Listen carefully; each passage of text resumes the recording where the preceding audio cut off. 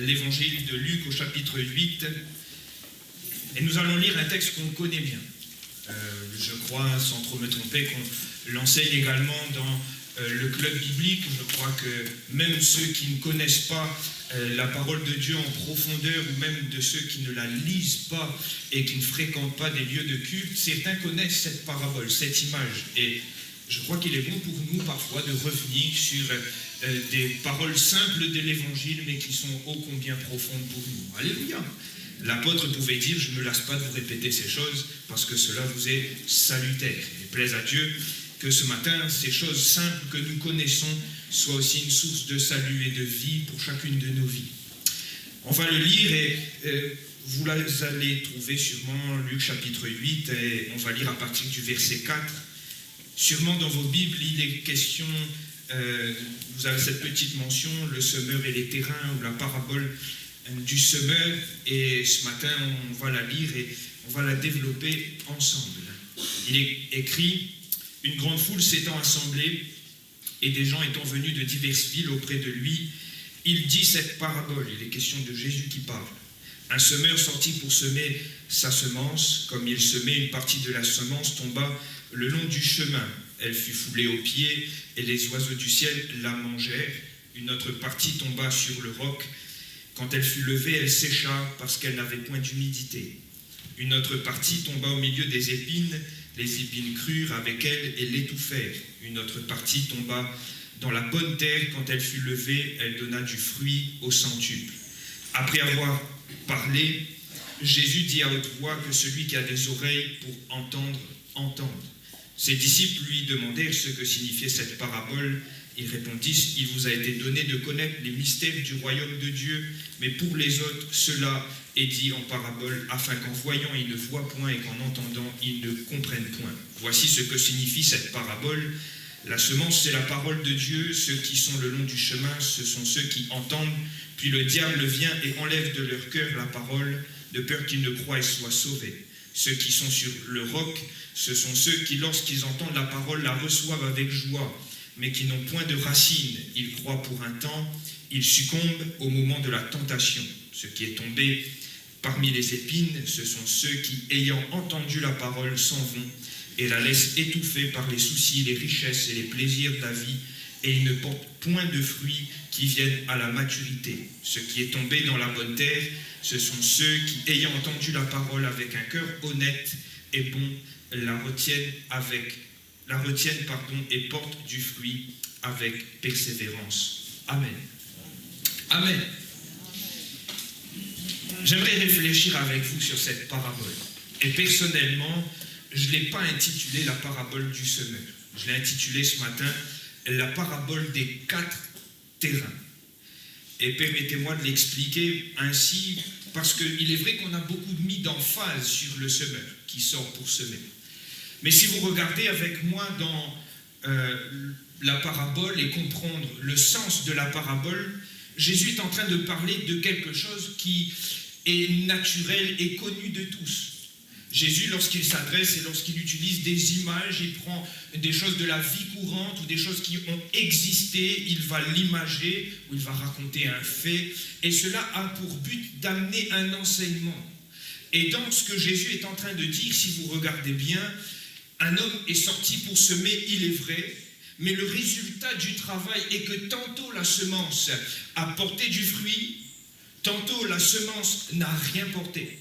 Tantôt la semence a porté quelque chose de bon, du fruit au centuple, et comprenez ce sens au centuple, c'est-à-dire que la semence a donné tout ce qu'elle pouvait donner. On est arrivé au maximum de la productivité de cette semence.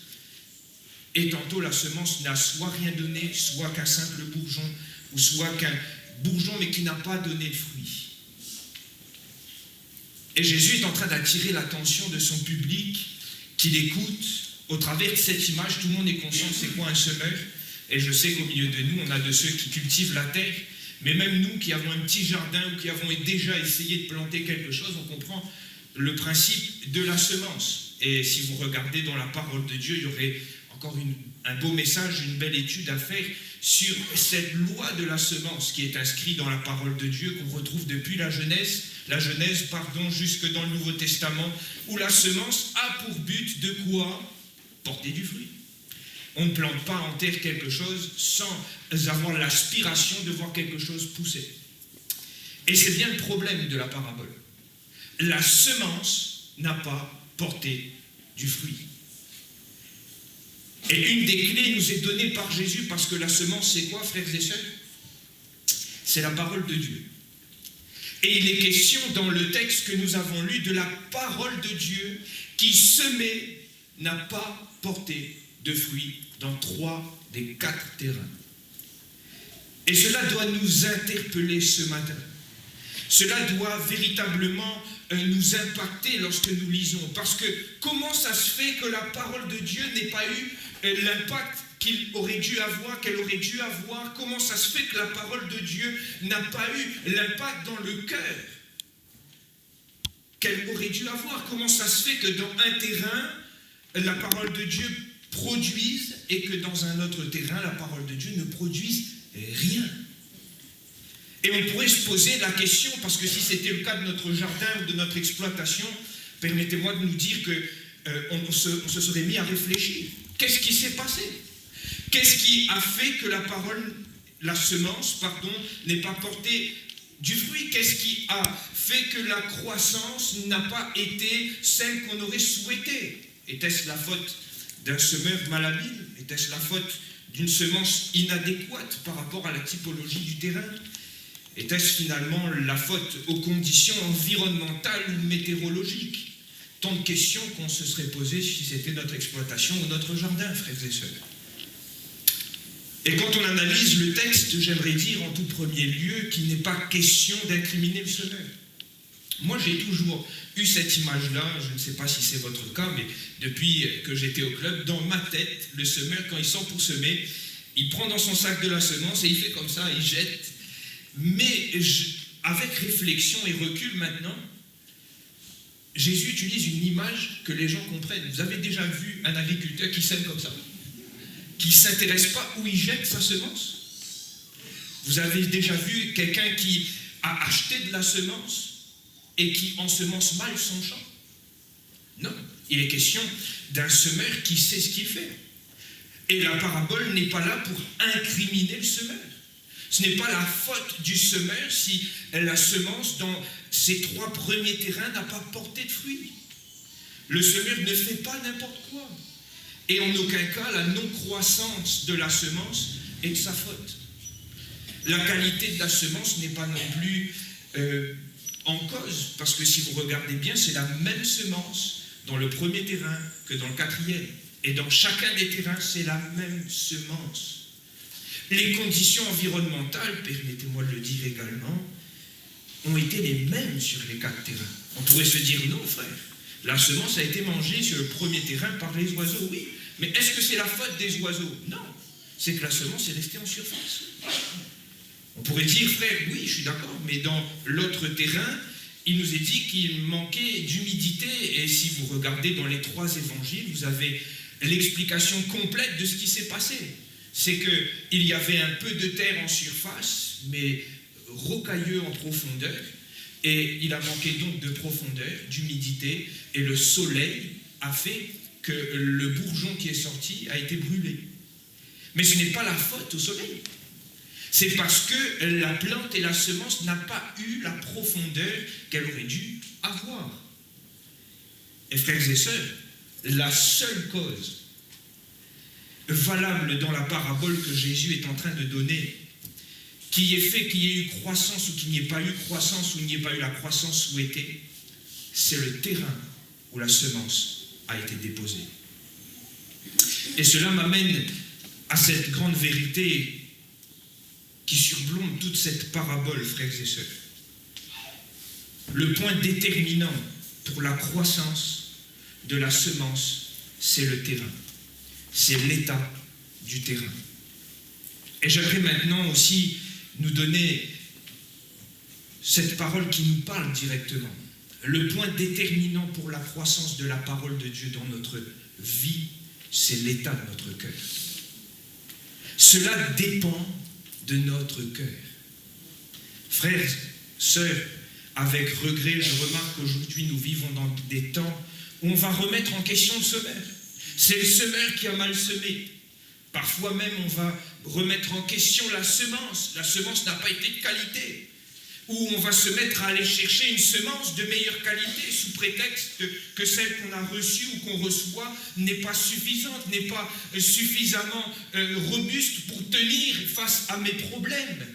Parfois même, on va mettre la faute sur les circonstances. La parole n'a pas son impact dans ma vie parce que c'est les circonstances qui sont trop difficiles. Je n'arrive pas à m'en sortir, je suis au fond du trou, donc la parole n'a pas l'impact qu'elle aurait dû avoir. Et pourtant, frères et sœurs, cette parabole m'invite à vous dire et à nous dire à chacun ce matin, c'est de notre cœur dont il est question. C'est de notre cœur qui va faire tout et qui va faire dépendre la croissance de la semence. Et mon frère, ma sœur, si la parole de Dieu n'a plus ce même impact dans ta vie, si ce matin, lorsque tu ouvres ta Bible et que tu la lis, que cette parole n'impacte plus et n'imprègne plus ta vie, la question est pour toi de réfléchir sur l'état du terrain de ton cœur. Et la question est même pour moi, frères et sœurs, à réfléchir sur l'état de mon cœur. Paul pouvait le dire à son enfant dans la foi, qui était aussi pasteur, qu'il viendra des temps où les gens ne supporteront plus la saine doctrine, la vraie semence, celle qui n'est pas frelatée. Mais ayant la démangeaison d'entendre des choses agréables, ils se donneront une foule de docteurs, de bons semeurs, ou de meilleurs de ce qu'on a notre propre avis, selon leur propre désir, détourneront l'oreille de la vérité et se tourneront vers des fables. Frères et sœurs, nous vivons ces temps. Nous vivons ces temps où nous sommes arrivés, beaucoup de personnes sont arrivées à remettre tout en question entre la semence, les conditions, le semeur, mais on a oublié cette parole, cette injonction biblique. Garde ton cœur pur. Garde ton cœur pur. Frères et sœurs, cette parabole t'invite à réfléchir sur l'état de ton cœur. Voilà le point déterminant de la croissance. Et parfois on se pose plein de questions, parfois on se pose trop de questions. Mais il est important pour nous de réaliser qu'aujourd'hui, il nous faut veiller sur notre cœur. Parce que de là dépend la croissance de la parole que nous lisons, que nous entendons et que nous sommes censés vivre. Alors, j'aimerais aller plus loin avec vous maintenant. Si c'est du terrain que cela dépend pour que la semence croît, j'aimerais voir avec vous ce qui a entravé la croissance de la semence. Je l'ai dit dans cette image, dans cette parabole, 4 terrains, 4 images de 4 terrains nous est laissé par Jésus. Le premier terrain est sûrement le terrain le moins propice de toute la parabole. Jésus nous dit qu'une partie est tombée le long du chemin. Alors là, on peut considérer que le semeur n'a pas volontairement jeté la semence le long du chemin. Mais la réalité, c'est que la semence est quand même tombée le long du chemin. Ce chemin était dur. Ce chemin était non labouré, non préparé, non travaillé. Et cela a fait que la semence est restée à la surface sans jamais pénétrer la terre. Et le résultat nous est donné, les grains semés sont foulés aux pieds et les oiseaux finissent par manger la semence. Frères et sœurs, ce terrain dur représente idéalement ce cœur dur, imperméable à la grâce de Dieu, insensible à la parole de Dieu, indifférent à l'amour exprimé dans la parole de Dieu. Pourtant, remarquez avec moi que la parole est semée. Mais le cœur tellement dur, non préparé, non labouré, non travaillé par Dieu, fait que cette parole, cette semence ne pénètre pas le terrain. Et ô combien aujourd'hui encore, on trouve ce genre de personnes autour de nous qui présentent un cœur dur, qui est insensible à la parole de Dieu, qui est imperméable à la grâce de Dieu, qui ne veut pas entendre, qui ne veut pas recevoir. Et plaise à Dieu ce matin que personne dans ce lieu ne soit dans ce premier cas. Mais comprenez-le, dans ce terrain, on aurait pu semer tant qu'on voulait. Le terrain est trop dur. Et la parole ne peut pas entrer, la semence ne peut pas pénétrer. Ce terrain est non labouré, non préparé, et cela empêche la semence de pénétrer la terre et d'avoir une quelconque action. Et je note que dans les Écritures, Dieu s'est pris parfois à son peuple d'Israël, celui qu'il avait choisi, celui qu'il avait sorti d'Égypte, celui qu'il avait choisi comme étant le peuple sur lequel mon nom va être invoqué. Ils seront mon peuple, je serai leur Dieu. Et pourtant, les prophètes ont parlé à ce peuple. Dans Zacharie 7,12, Dieu dit, ils rendirent leur cœur dur comme le diamant pour ne pas écouter la loi et les paroles que l'Éternel des armées leur adressait par son esprit, par les prophètes. Et il est incroyable, dur comme le diamant, c'est-à-dire qu'on ne peut pas briser, qu'on ne peut pas casser. Le prophète Ézéchiel va lui dire, mais la maison d'Israël ne voudra pas t'écouter, parce qu'elle ne veut pas m'écouter, car toute la maison d'Israël a le front dur et le cœur endurci. Et voyez-vous ce matin, un cœur non travaillé, non préparé, un cœur insensible, imperméable à la parole, ne permet pas à la parole de pénétrer, ne permet pas à la parole de porter du fruit. Et cela m'amène à ce second terrain. En substance, on aurait pu se dire qu'ils sont très ressemblants, le premier et le second terrain. Mais là, il est question quand même d'un terrain où le semeur est venu ensemencer. Certains des évangélistes vont parler d'un terrain pierreux, d'un terrain rocailleux. Certains vont dire qu'il y avait comme un roc, une grosse pierre. Et toutes les traductions sont viables, frères et sœurs. Aucune ne se contredisent. Il faut cependant comprendre à la lumière des trois évangiles qui nous le rapportent que c'est pas un endroit, le semeur n'est pas sorti, il a vu des pierres et a dit, je vais jeter, on va voir ce que ça donne. Non, il n'a pas fait ça. Le semeur ne s'est pas mis à faire n'importe quoi. Je l'ai dit, le semeur était quelqu'un de sensé dans la parabole. C'était un homme qui c'était son travail. Mais il faut comprendre à l'image et en prenant les trois évangiles que ce terrain avait de la terre en surface. Quand on regardait le terrain en surface, il semblait être un terrain fertile. Un terrain où je pouvais semer. Mais ce que le semeur ne voyait pas, c'est qu'en profondeur, il y avait des rochers. En profondeur, le terrain était rocailleux. La partie où il y avait de la terre était finalement qu'une couche fine en surface. Et le semeur, lorsqu'il a semé sa semence sur cette partie, il y a quand même eu un début de croissance de cette semence. Parce que la terre est fertile. Mais ce qui a empêché la semence d'atteindre le but et la croissance souhaitée, cela a été les pierres. Parce qu'en profondeur, et je crois même qu'il n'y avait pas besoin de beaucoup chercher, il y avait des pierres. Et cela a empêché la semence de porter du fruit et d'aller en profondeur. Et même s'il y a un début de croissance, malheureusement, cette croissance ne va pas à son terme et n'atteint pas le but. Et frères et sœurs, c'est là où tout change entre ce premier terrain et ce deuxième terrain. En apparence, le terrain était fertile. En apparence, on pouvait y semer. En apparence, quand le semeur a jeté sa semence, il avait raison de le faire. Et il a bien fait. Mais en profondeur, là où il ne pouvait pas voir, il y avait quand même quelque chose qui entravait la croissance. Et frères et sœurs, permettez-moi de le dire, que ce terrain nous parle aussi de la dureté du cœur. Alors en surface, nos cœurs sont fertiles. Nous recevons la parole, nous la lisons, nous la mangeons comme notre pain quotidien. Nous pouvons venir aux sources de la vie, nous abreuver, nous prenons plaisir à le faire et nous le faisons. Cette parole semble avoir une certaine croissance dans nos vies, semble porter certains fruits, semble avoir déjà là un début de croissance, mais malheureusement, fort est de constater que cela et sa parole n'atteint pas le but. Comme si cette parole nous touche, mais ne peut pas aller en profondeur. Comme si cette parole a un impact, mais elle ne peut pas toucher même les plus hautes profondeurs de notre cœur. Ça me fait penser à l'image des disciples, frères et sœurs, réunis après la mort de Jésus à la croix crucifié. Alors comprenez tout le drame pour ses disciples.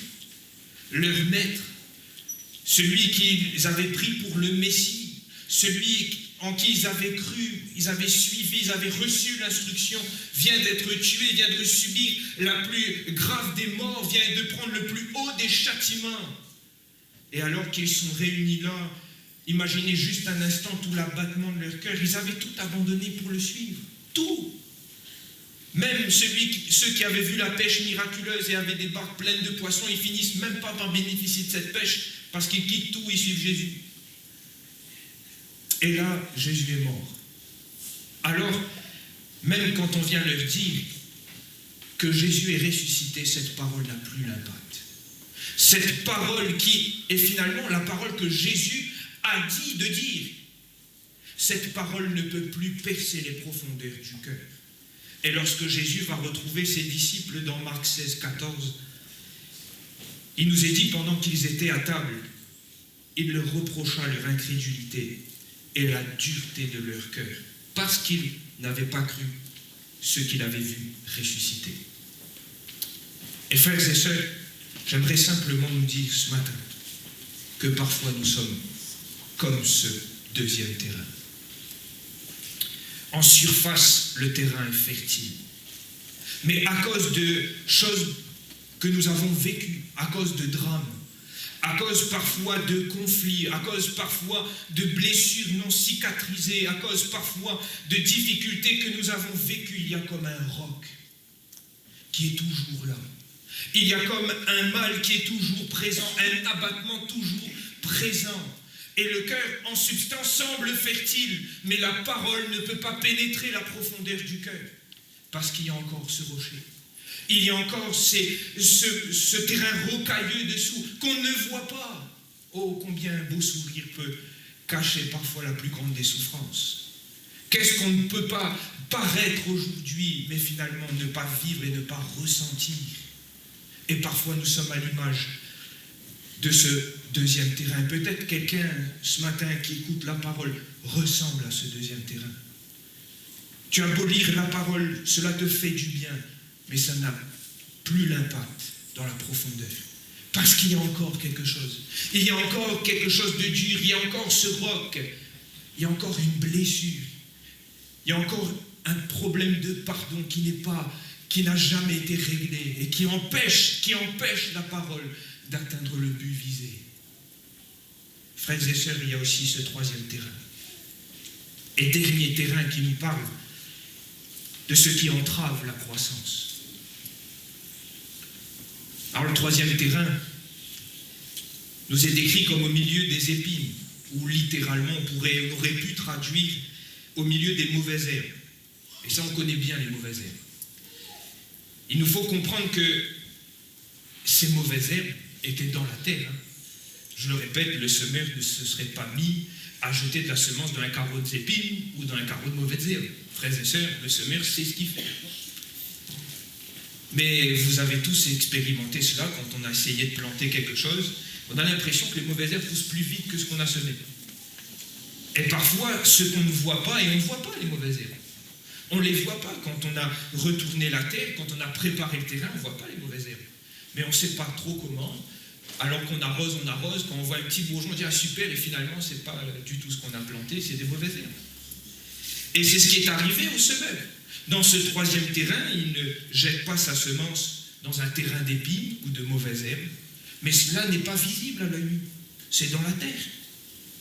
Le terrain est préparé, là aussi en substance, il semble fertile.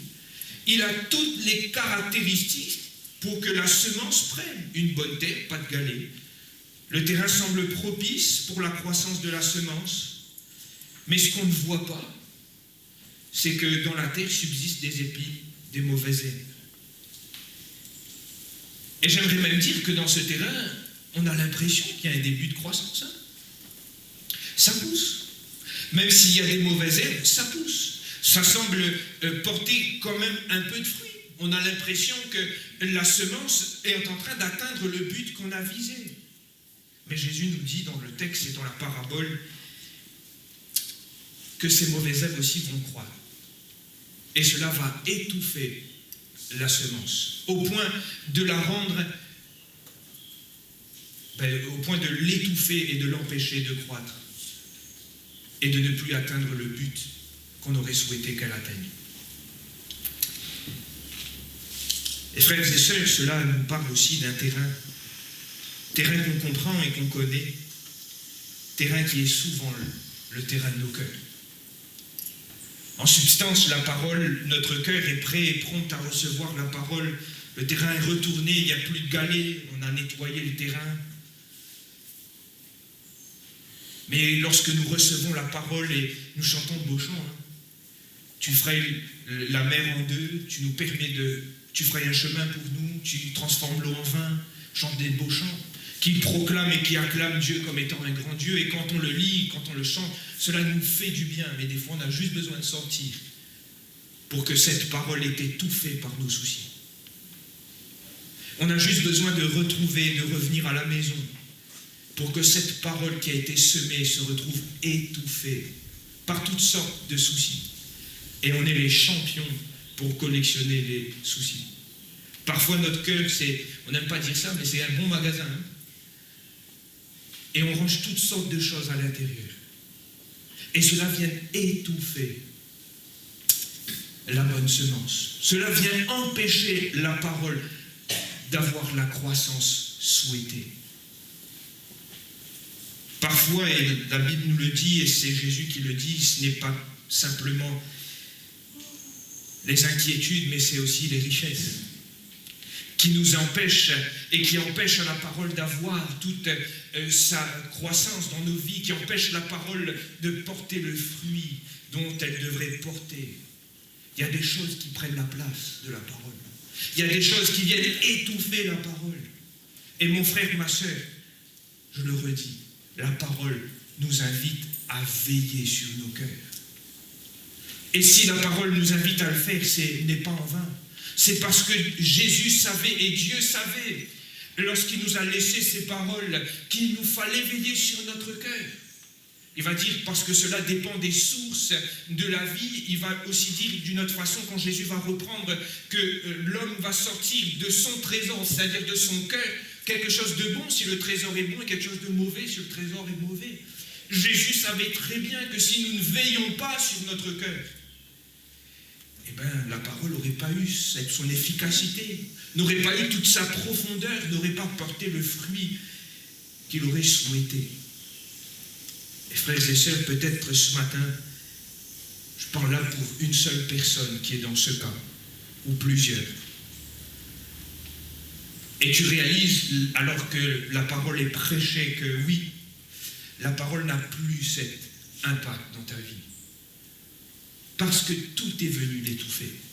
Parce qu'il y a toutes sortes de choses qui en apparence ne sont rien, qui en apparence ne sont pas visibles, comme quand on voit le terrain, on ne voit pas les mauvaises herbes, on ne voit pas les épines, et il y a toutes sortes de choses presque invisibles à l'œil nu, mais qui finissent par étouffer la parole, qui empêchent la parole de te travailler en profondeur et de porter le fruit qu'elle est censée porter. Et frères et sœurs, j'aimerais arriver à la fin de mon message. Cette parabole des 4 terrains nous parle du cœur que nous devons veiller. Cette parabole des 4 terrains nous amène à réaliser que le point déterminant de la croissance de la semence, c'est l'état du terrain. Et regardez avec moi ce 4e terrain. Ce terrain est labouré, il n'y a ni roche ni épine. C'est un terrain bon, où la parole descend en profondeur, prend racine. Et la croissance de cette semence va jusqu'à la création du fruit en abondance. Et je le dis et je le répète, je l'ai dit tout à l'heure, que cette notion du centuple vient pas en contredire les autres évangiles. C'était une formule pour dire qu'elle atteint son plein potentiel et sa pleine productivité. Et je crois que nous avons besoin d'avoir un cœur tel ce 4e terrain. Parce que, je le dis très sincèrement et très humblement ce matin, personne ne peut changer son cœur. Personne ne peut enlever ces cailloux dans notre cœur. Personne ne peut enlever ces épines. Personne ne peut agir. Mais Jésus est capable de le faire. Jésus est celui qui est capable de travailler notre cœur. C'est celui qui est capable de labourer le terrain. C'est celui qui est capable d'agir en profondeur. Il n'y a pas de médecin pour les maux du cœur. Il n'y a pas de médecin qui peut travailler et qui peut agir en profondeur. Mais Dieu est celui qui est capable. C'est lui qui a dit qu'il ôterait notre cœur de pierre et qu'il donnerait un cœur de chair. C'est celui qui est venu pour les cœurs brisés. C'est celui qui est venu agir pour celui qui souffre à l'intérieur. C'est celui qui est venu aussi ôter ce qui nous pèse, nos fardeaux. C'est lui qui a dit: venez à moi, vous tous qui êtes fatigués, et je vous donnerai du repos. C'est lui aussi qui nous invite de nous décharger de nos soucis, afin d'avoir un cœur libre, un cœur qui est capable de recevoir la parole, et dont la parole pourra avoir toute sa croissance. Dieu est capable de le faire, et il est en mesure d'agir dans notre cœur. Nous avons besoin ce matin de nous approcher de Dieu et de lui demander de nettoyer notre cœur, d'agir en profondeur, afin que la parole ait tout son impact, afin que la parole ait toute son efficacité, afin que la parole porte du fruit, frères et sœurs. Nous ne voulons pas vivre sur les fruits d'hier. Nous ne voulons pas vivre sur ce que nous avons vécu hier dans le passé. Mais nous voulons que la parole ait toujours son impact et porte encore du fruit en 2021 dans nos cœurs. Nous voulons qu'encore aujourd'hui, la parole ait tout l'impact et la puissance plus tranchant qu'une épée à double tranchant, qui arrive à séparer jusqu'à jointure et moelle et toucher les profondeurs de notre cœur. C'est ce que Dieu veut pour nous. C'est ce que Dieu veut pour toi ce matin, que la parole soit toujours cette semence qui porte du fruit au centuple. Alléluia. C'est ce que Dieu veut pour ma vie. C'est ce que Dieu veut pour ta vie. Mais il est question pour chacun d'entre nous de nous approcher quand même de Dieu. Dieu ne fait pas le forcing. Jamais Dieu ne s'approche de nous par force et nous oblige à lui offrir notre cœur. Non, c'est lui qui a dit: donne-moi ton cœur. Et Jacques, dans son épître, pouvait le dire: approchez-vous de Dieu et il s'approchera de vous. Nettoyez vos mains, pécheurs, purifiez vos cœurs, hommes irrésolus. Approchez-vous de Dieu. L'invitation est de nous approcher. Donne-lui ton cœur. Il est question de lui donner le cœur. S'il est le seul capable d'agir et d'intervenir dans notre situation, c'est aussi suite à notre invitation à ce qu'il se charge de notre cœur. Et cela dépend de nous. Alors ce matin, voulons-nous lui donner notre cœur? Ce matin, voulons-nous humblement faire cette introspection de nos vies et de notre cœur? Sonder un peu le terrain de notre cœur en se demandant: est-ce qu'il y a des cailloux en profondeur? On fait ça quand on veut construire une maison, n'est-ce pas? On fait ça quand on veut bâtir quelque chose. Est-ce qu'on voudrait ce matin réfléchir humblement devant le Seigneur? Vous savez, nous ne sommes pas des surhommes, hein? Nous sommes l'argile dans les mains du potier. Alors revenons à cette position d'argile en disant: Seigneur, sonde-moi, connais mon cœur. Et s'il y a quelque chose qui vient là entraver la croissance de ta semence et t'empêcher d'agir, de me parler, d'intervenir et d'avoir cet impact dans ma vie, montre-le-moi, afin que mon cœur soit tel ce dernier terrain, ce quatrième terrain, fertile à la parole. Alléluia. Voulons-nous nous recueillir quelques instants? Seigneur Jésus, c'est bien humblement que nous nous approchons de toi ce matin. Tu es Dieu. Nous ne sommes que des hommes, Seigneur. Nous sommes que l'argile dans les mains du potier, Seigneur. Et ce matin, tu nous invites à réfléchir sur l'état de nos cœurs. Tu nous invites, Père, à examiner nos cœurs en profondeur. S'il y a des rochers, tu es capable de t'en charger, Seigneur. Tu es capable de penser les blessures, même les plus profondes. Tu es capable, Seigneur Jésus, d'enlever l'abattement, Seigneur, d'un cœur qui souffre et qui est tel ce terrain fertile en apparence, mais énormément pierreux en profondeur. Seigneur, tu es aussi celui qui est capable de nous montrer, Seigneur, ce qui vient là étouffer la semence. Parfois nos richesses, parfois nos soucis, Seigneur. Et cela empêche ta parole d'avoir son impact. Et nous ne pouvons pas vivre cette pleine réalité de la semence qui porte du fruit. Nous avons une croissance limitée à cause de cela. Mais nous voulons nous soumettre à toi ce matin, Seigneur. Seigneur, au-delà des mots que j'ai pu partager, de la faiblesse peut-être même du langage, c'est ton esprit qui parle ce matin, Seigneur. Et c'est ton esprit qui est capable de nous convaincre, de nous rappeler à toi et de travailler un cœur. Jésus, la gloire est pour toi ce matin. Et avant de refermer ces moments, j'aimerais rester dans la prière avec vous. On le fait généralement pas habituellement au culte, mais on va le faire ce matin. C'est la parole qui nous invite à faire. Alors que nous faisons l'introspection de notre cœur. Est-ce qu'il y a quelque chose qui entrave la croissance de la parole? Est-ce qu'il y a quelque chose qui empêche la parole d'avoir toute sa profondeur et son impact dans nos vies? Peut-être quelqu'un, c'est un problème non résolu, un manque de pardon peut-être, qui est tel un rocher. Peut-être que quelqu'un, alors que je parle de l'esprit, montre ses soucis, ses richesses, peut-être même ses vices, qui empêchent la parole de toucher en profondeur, comme s'il y a une part du cœur qui n'appartient pas totalement à Dieu. Et le Seigneur met là, révèle à ton cœur ces choses. Mais je ne veux pas qu'on sorte de ce lieu comme ça. Je veux que nous puissions offrir à Dieu notre cœur ce matin. Alors j'aimerais prier pour quelqu'un en particulier. Si tu as besoin que le Seigneur vienne faire le ménage dans ton cœur, parce qu'il y a trop de choses qui entravent la semence.